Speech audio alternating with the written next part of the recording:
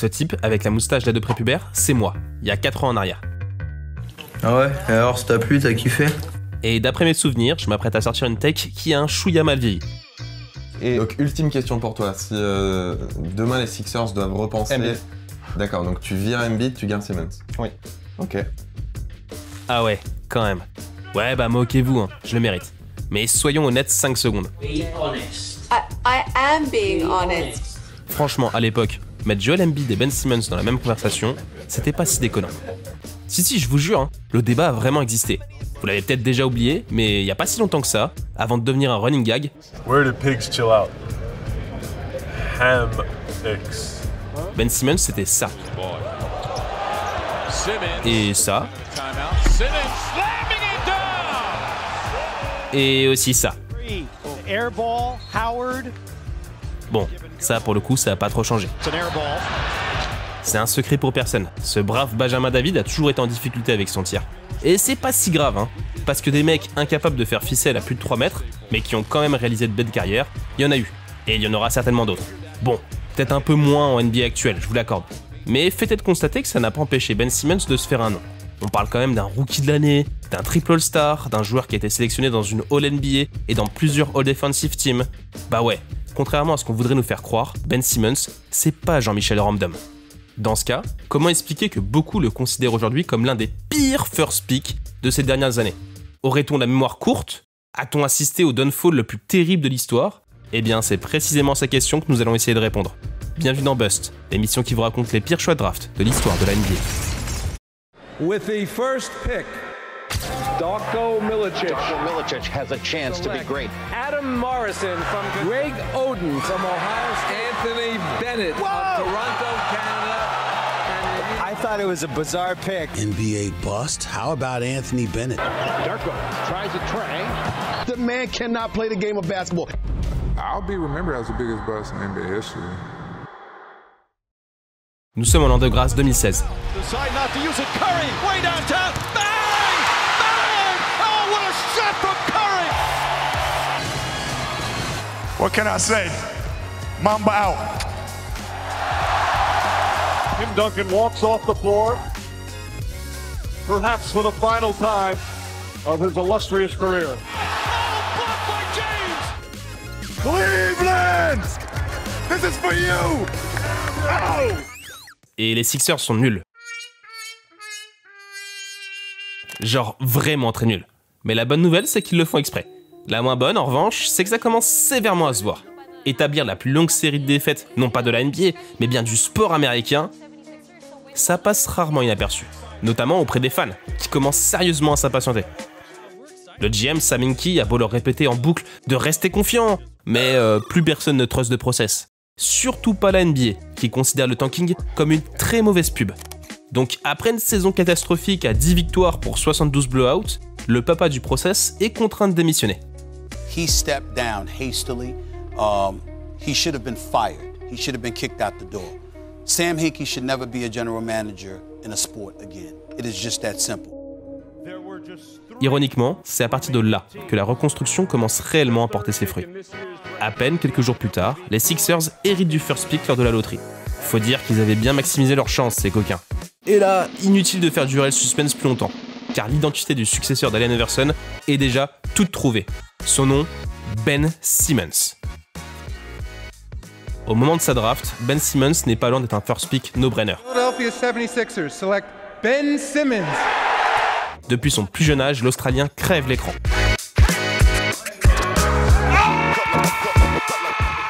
Sélectionné en équipe nationale A à seulement 16 ans, Naismith Prep Player of the Year, Gatorade Player of the Year, Mr Basketball USA pour sa dernière année au lycée, Freshman de l'année de la Southeastern Conference à la fac, Ben Simmons est un crack.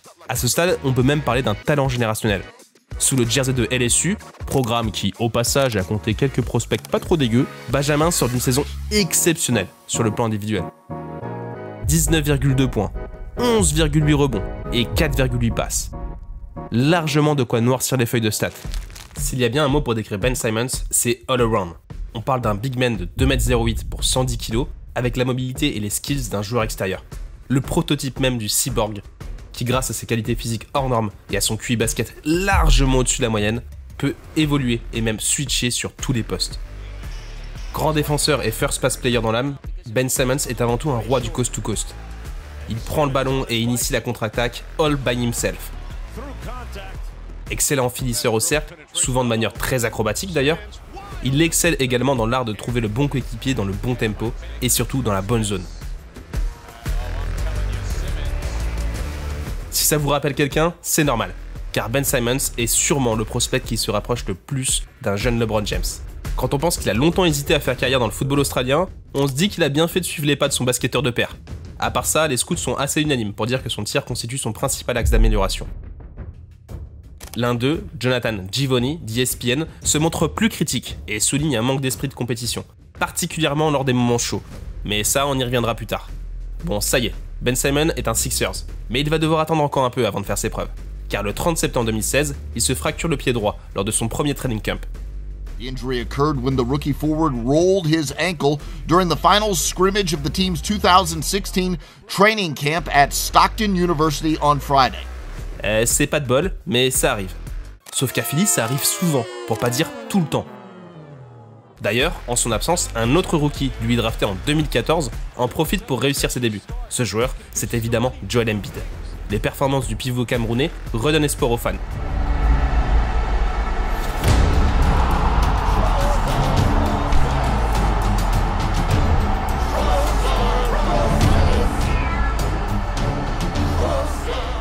Malheureusement, après 2 ans éloigné des parquets, Embiid n'est pas encore au top physiquement.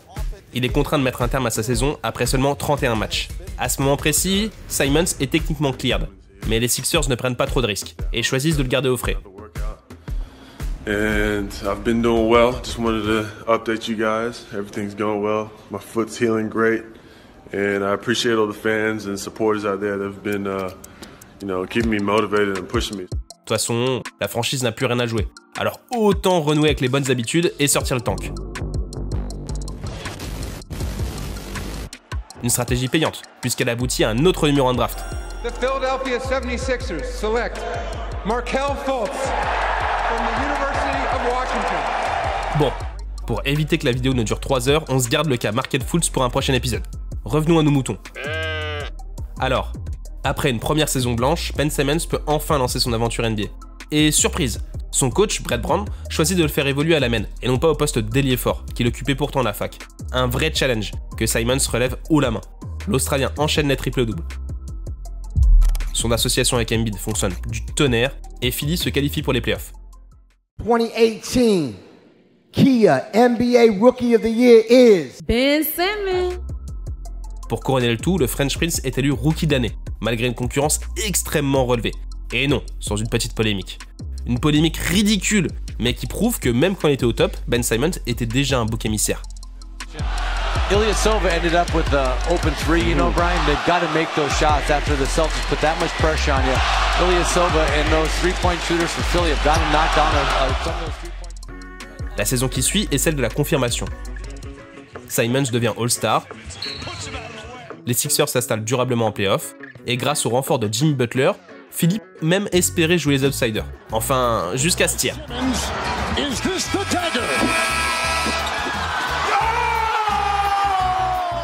Et voilà comment Ben Simmons se retrouve malgré lui sur la photo la plus iconique de ces 10 dernières années. Et là, ça commence à se gâter. Pas à cause du poster. Bon, si un peu. Mais surtout à cause de la free agency. Arrivé en cours de saison, avec des contrats expirants, Jimmy Butler et Tobias Harris se retrouvent agents libres. À Philly, c'est l'heure de distribuer les gros chèques. Et comme à la cantine, il peut pas y avoir du rap pour tout le monde. Donc il faut faire un choix. Sauf que ce choix est plus compliqué qu'il n'y paraît. Je vous apprends rien en vous disant que Jimmy B a un petit côté bully. Ce n'est pas le fils caché de Michael Jordan pour rien. Déjà au Wolves, il aimait bien malmener ses jeunes coéquipiers, trop soft à son goût, et qui contrairement à lui, n'ont pas eu à ramer pour se faire une place en NBA. Et ben devinez quoi? Ce schéma, Jimmy l'a également reproduit aux Sixers, en taclant plusieurs fois Ben Simmons devant le reste de l'équipe. Ce qui a évidemment créé des tensions. À ces tensions, il faut également ajouter une entente pas toujours très évidente sur le terrain. Au fur et à mesure de la saison, Butler a pris de plus en plus de place à la création au détriment de Simmons, qui, faute d'un tir digne de ce nom, s'est retrouvé relégué aux tâches ingrates. Sauf que quand t'as un joueur comme Simmons, tu lui demandes pas de sortir les poubelles. De 1, c'est overkill, et de 2, ça va le frustrer. Donc le vrai choix des Sixers, en réalité, il n'est pas entre Jimmy Butler et Tobias Harris, mais bien entre Ben Simmons et Jimmy Butler. Et là, Philly décide de prendre un pari sur l'avenir.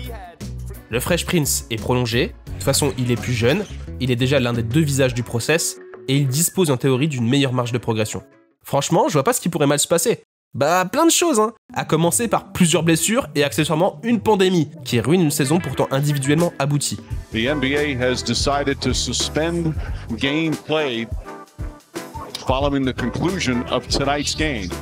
Voilà comment Benjamin se retrouve contraint à regarder ses copains se faire massacrer par l'ennemi bostonien. Pas cool, mais bon, ça reste la bubble, hein. Ça compte pas vraiment. Bah, sauf pour Brett Brown, hein, qui perd son job. Et là, Philly a l'idée du siècle. En le remplaçant par ce bon vieux Chuck Rivers. Notre Australien préféré vient de perdre un allié de taille. Brett Brown avait peut-être des limites tactiques, mais il avait au moins le mérite de protéger ses joueurs. Ce qui n'est vraiment pas le cas de la version Wish de Coach Carter. I'm not a teacher. I'm the new basketball coach. Il est comme ça, le doc. C'est un gars de la vieille école, une petite gueulante avec sa grosse voix, une petite humiliation devant les copains, ça forge la jeunesse. Ou pas.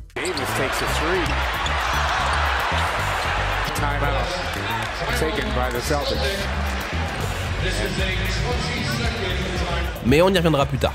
Bref, la saison se passe bien. Malgré quelques matchs manqués, Simons est élu vice-meilleur défenseur de l'année et se paie même le luxe d'apparaître dans le classement élargi du MVP.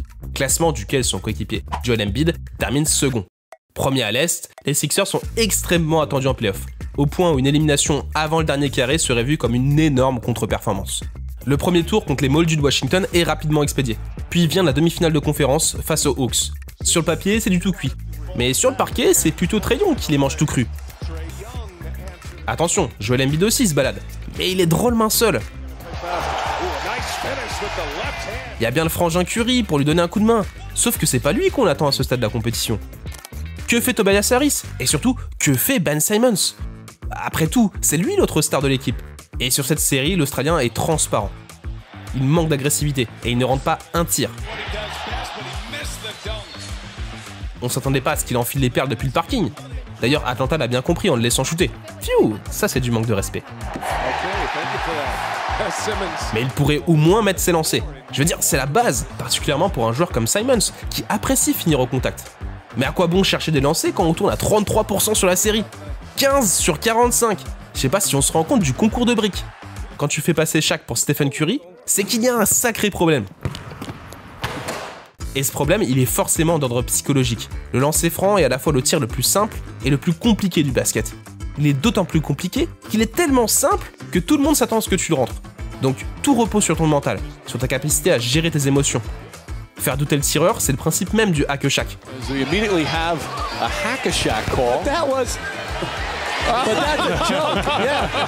Parce qu'on sait bien que Ben Simmons est capable de mettre ses lancers. Au moins 1 sur 2. 50% c'est peu, c'est très mauvais même. Mais une possession à 1 point, à l'échelle de la NBA, c'est une possession réussie. Dans ce cas, qu'est-ce qui se passe dans la tête de Ben Simmons? Bah, il est pas en confiance. Parce que la pression est énorme, parce que ses adversaires ne le respectent pas.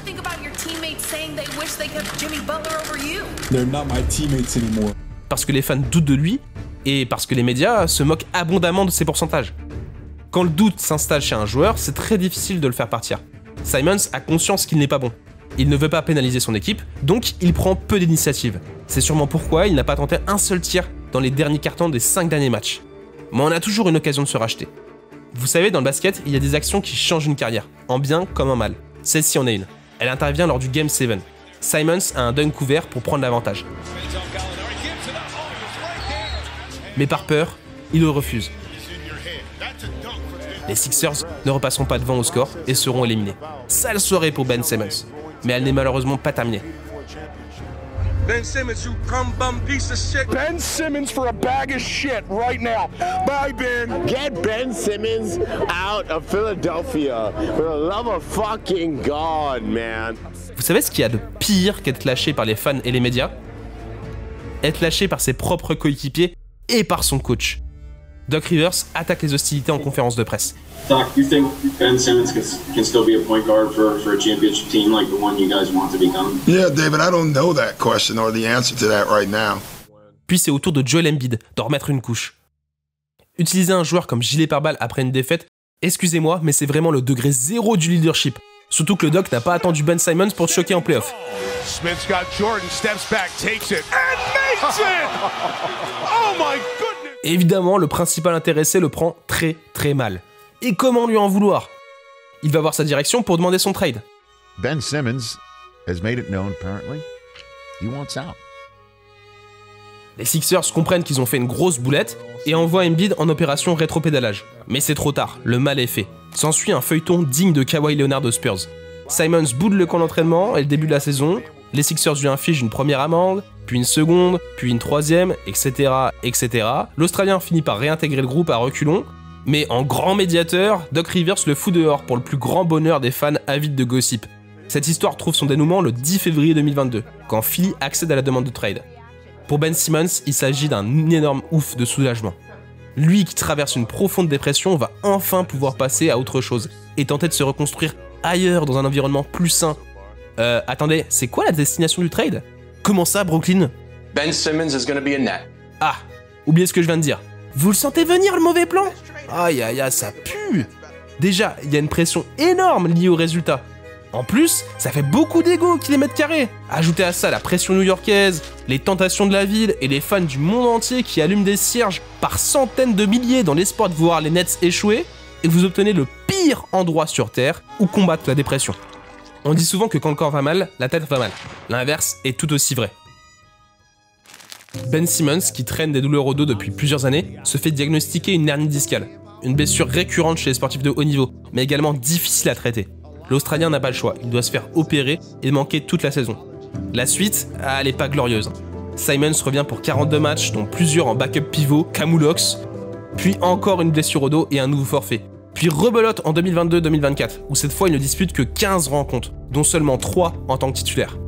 Entre-temps, le vestiaire des Nets a évidemment implosé, KD s'est embrouillé avec le proprio, Kyrie a fait du Kyrie, l'infirmerie s'est remplie, puis s'est vidée, puis s'est re-remplie, Kyrie s'est fait jarter, et KD a fini par jeter l'éponge.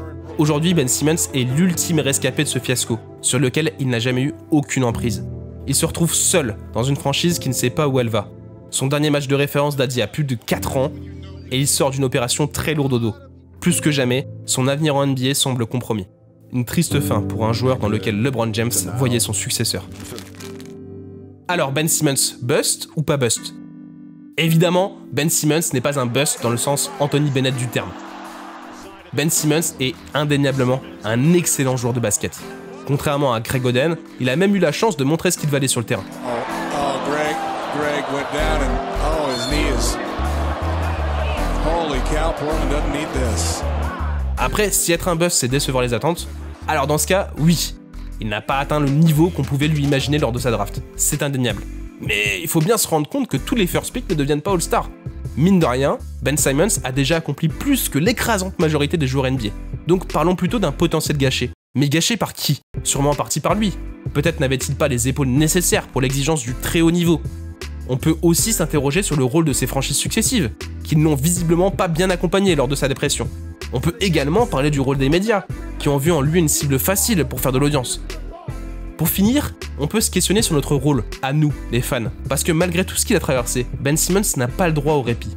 Encore aujourd'hui, il est quotidiennement victime de mauvaises blagues, pour ne pas dire de cyberharcèlement. Sur la question de la santé mentale, il y a du monde pour applaudir DeMar DeRozan et Kevin Love. En revanche, bizarrement, il n'y a plus personne quand il faut appliquer leurs enseignements. Ne pas reproduire les mêmes erreurs, encore et encore. Aujourd'hui, tout ce qu'on peut souhaiter à Ben Simmons, c'est d'aller mieux, dans sa tête comme dans son corps. Soyons honnêtes, dans l'état actuel des choses, il y a peu de chances qu'on revoie le Fresh Prince à son meilleur niveau. Mais c'est pas une raison pour arrêter d'y croire. Au contraire, encourageons-le davantage. Et s'il ne revient pas, n'oubliez surtout pas qu'un joueur n'est jamais drafté par hasard. Et derrière chaque bust se cache une histoire qui mérite d'être racontée. Je suis fatigué, patron. On bat les couilles, frère.